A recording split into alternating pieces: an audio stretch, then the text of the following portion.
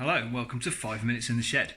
So, I haven't posted a video for a while. That's because I haven't actually been working on the bike. I've been tidying my shed up. So the shed's a bit tidier now. I don't know if you can see. Yeah, I've actually got floor space. It's all very nice. So, yeah, electrics on the bike. Now I've started looking at those. Come across a little problem. I'll show you. Right, now you're going to have to forgive the freehand videoing on this because I need to take you in close to show you my issue. Now I've put on the stator and alternator, the stator and rotor should I say. Well, the rotor was already on, but I've put the stator on here. It's a bit of a funny old stator this. It's been filed away and I'm assuming that's to clear the outer casing, which is a bit weird because you don't need to do that. But it hasn't gone through any metal bits, so I'm hoping it's okay. Yeah, I'll put that on, thinking, yeah, put that on, run the wire through, and then I can take that up to the regulator rectifier, which I mounted the other day. But then, what I realised was, on these engines, I don't know if you can see down there, I zoom in, the hole that goes through there has got threads in it, and I forgot to put something in there. Right, so I'll show you what I forgot. Right, this is my table of everything that I haven't put on the bike yet. Alright, so working from over here, this bit's off the battery, so I need to mount the battery on the bike, and then the battery connections. Here's my speedo. Not sure what I'm going to do with this yet. The trip meter's all bent up in there, the glass is cracked. I believe it works, but it's a bit of a mess, and that's the rubber thing that it sits in. We know we're going to make a different bracket for it, but we'll get there. Got a horn. Now I was going to get a nice little tiny horn and hide it somewhere on the bike, but an avid viewer of these YouTube videos said to me, no, you need a great big shiny chrome hooter. So here's my hooter. Alright, so nice big shiny chrome hooter. I've got a headlamp dip switch and horn button, light switch, condenser for the points. I actually got some little rubber grommets, so if cables are going to go through something, I haven't got to worry about it. I'm going to do it properly. Nice.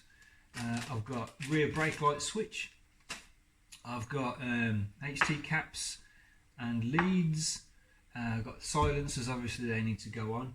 But the thing that I forgot in the primary chain side that I was just showing you then is this. Right, now, when I got this bike, it didn't have one of these on. Right, it was just a hole, and I think there was sealant in the hole instead. Right, but in the back of the casing where the wire goes through, right, out of the alternator, this tube screws into the hole and the wires go down the tube, and on top of the tube you have this little rubber grommet, right, which slips over that and stops the oil in the primary chain going through and running down off the cables and dripping under the bike. Now Triumphs leak a lot of oil anyway, right, and this will just reduce the amount of oil it leaks. Every little helps and all that. So I need to fit this, but to fit that I need to take the stator back off out of the way so I can get in there and put that on.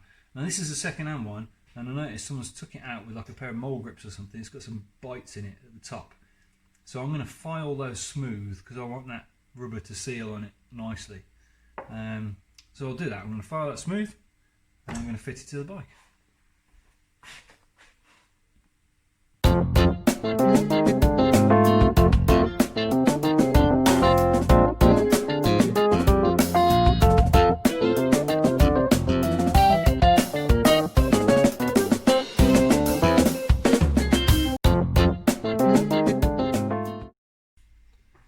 Right, so that was a quick video, and the reason that was a quick video is because this must be off a different model of crankcase, because that thread is too big and it don't fit in the hole, just don't fit in. So, well, that was that's a bit of a short video session. I guess we'll have to do something else instead.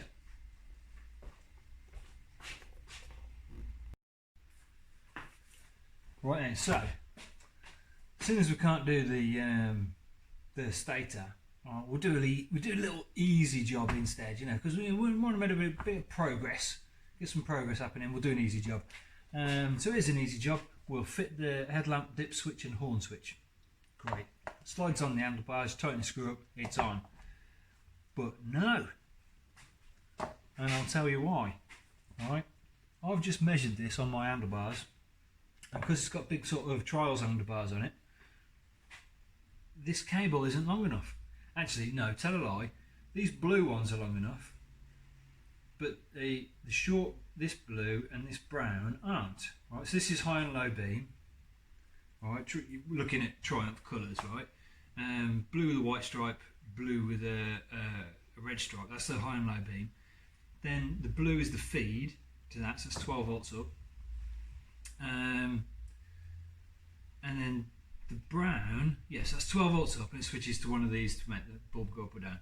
And then the brown one is the horn, so that's 12 volt live feed to the button, and you press it and the horn goes beep because it earths on the handlebars. So looking at the switch then, I need to make these wires longer. Alright, so I may as well do that from the switch. I'm not going to splice and extend them, that'd be ridiculous. Also, this plastic sheathing that they've put around these, right? Well, A, it looks gopping, right? Because it's massive and it's horrible, and B, it's not long enough, right? So I'd have exposed coloured wires by the headlamp, and that looks going to look terrible. So I'm going to change that. So let's take that off now. We'll put that in that pile over there. Don't need it. All right, change that, and I'm going to change that for some nice convoluted tubing type. When this is on there and it's tight, when you pull it, it pulls to the diameter of the cable bundle. You know, so it's nice and tight. You know, nice, neat. So we'll do that. That's plenty long enough. Yeah, plenty long enough. Then I had a look where these wires all join in. Now, bearing in mind, that's the rubber seal that sits over the end there. Right, bearing in mind, this has a handlebar sliding through the middle of it. Right. Now, as you can see, you can't get through the middle of it because they've wired it up straight across the middle of the hole. Well, that's ridiculous. So you need to take it apart like that, like that. So what we're going to do is I need to move these wires. Right, so all they are is like little cable clamps. This is an old Wipac copy of a Wipac switch, Wipac, however you say it. So I need to undo all these. These need to come around the outside, be routed around the outside, so there's room for my handlebar to go through the middle of it. There. So I need to take out the brown and the blue feed and replace them with longer ones. So I need to cut some wire to length and tin the end of it and put those in. Reroute these in a sensible position, and then slide it onto the handlebar. But no, and I'll tell you why I can't do that, because I've already put the grips on it, so I can't slide it on. So I'll do another video in a little while showing you how to take a grip off a handlebar without putting a standing knife through it. Who knew? So yeah, first thing is I'll get this rewired.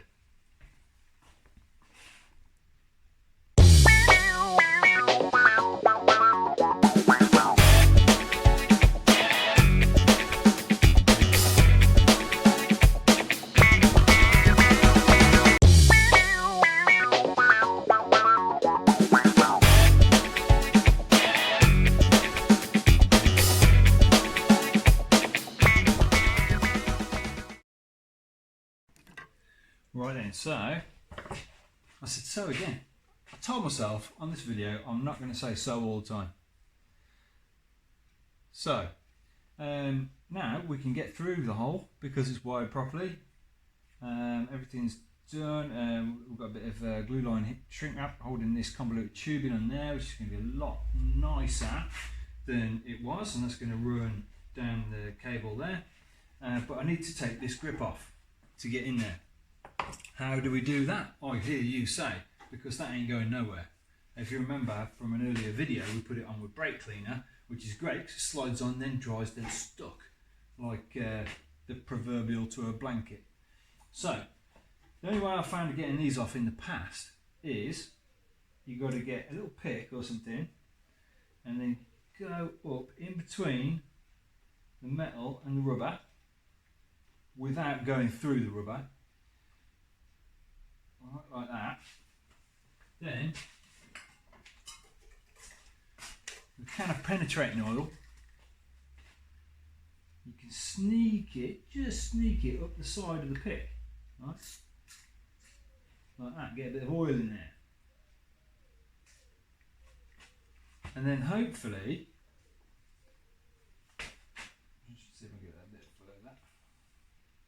Then hopefully, with that oil spreads around a little bit, you wiggle the pick around a bit. Yeah, rolling it works. Like that. Alright, there we go. That way, that should be pretty loose. You've got to work the oil up that way. The more you wiggle it, more oil gets in there. In fact, I might put a bit in from the other end.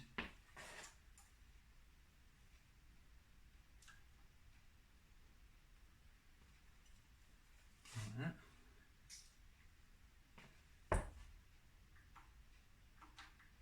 Bit of a wiggle.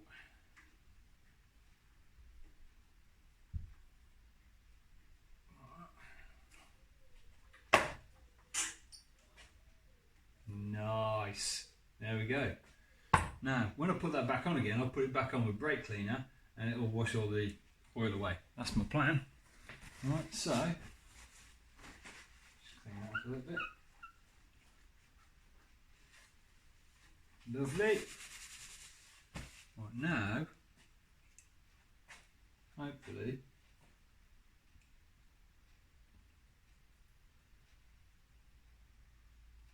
this will slide on like a glove.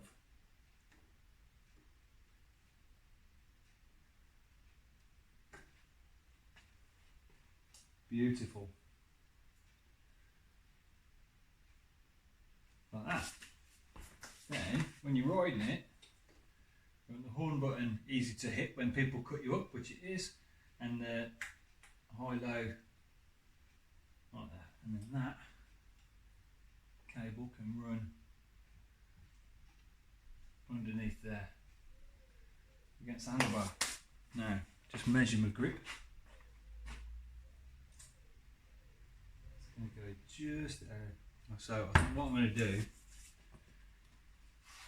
is I'm just going to adjust the lever a little bit.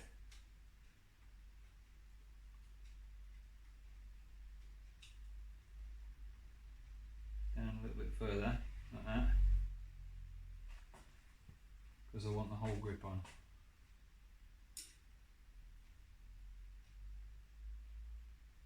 There.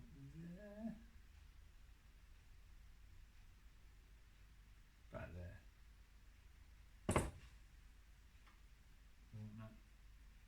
About there. Right. Just dip that up so it doesn't go anywhere. So now I can tighten that little pinch spike in. That stops it rotating in the bar. Like that. Okay, now I've got to clean my grip up, put my grip on, and whoop. Or I could just throw it on the floor, I suppose, and then we're done.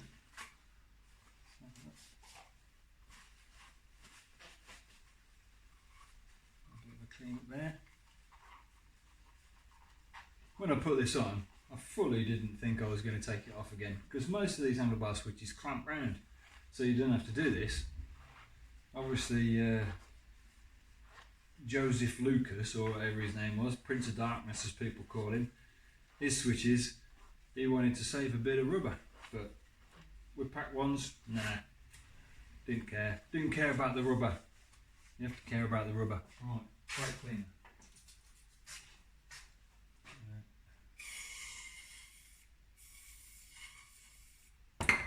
Run out of brake cleaner. New tin of brake cleaner.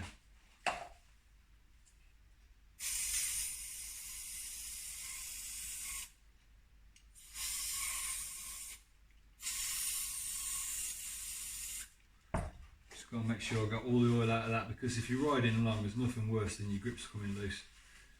Because you know, you need to hold on, and holding on's good.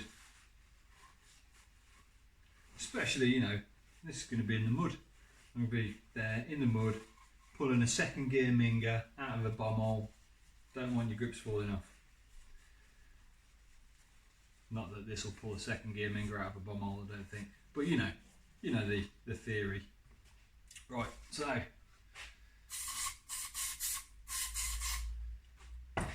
brake cleaner on.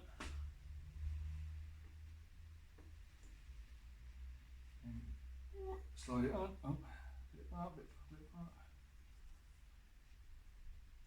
There we go. Grip is on. Look at that switch gear. Fantastic. We've almost got an electrical system on this bike. So that's going to come down here, down there, down there, and I'll joint that in the headlamp.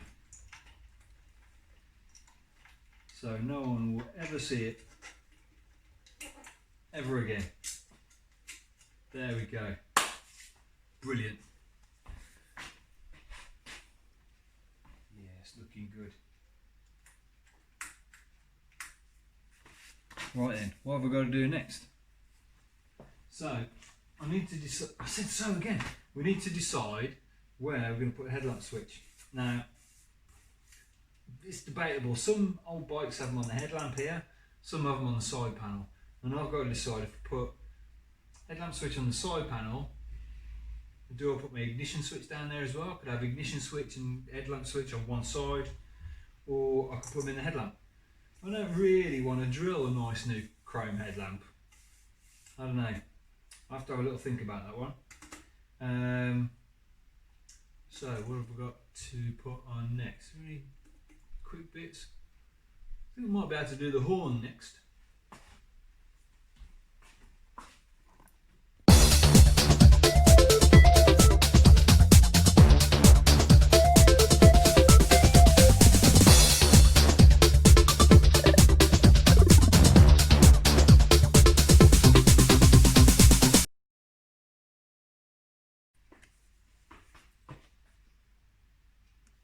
So then, here we go. This is the most ridiculously sexy horn, as requested by one of my avid viewers, who I'm not going to name him, because naming Stu would be really bad. So, I've got beautiful horn mounted transversely on the chassis, and I've even put in, I don't know if you can see from that angle, but I've even put in the sexiest polished stainless steel 1/2 inch bolt you could possibly imagine, with stainless steel washers, with a stainless steel nut. That is officially the sexiest horn ever to be put on a dirt bike. So Stewie, I hope you're happy. I've done that just for you. In fact, I might engrave your name on it as well.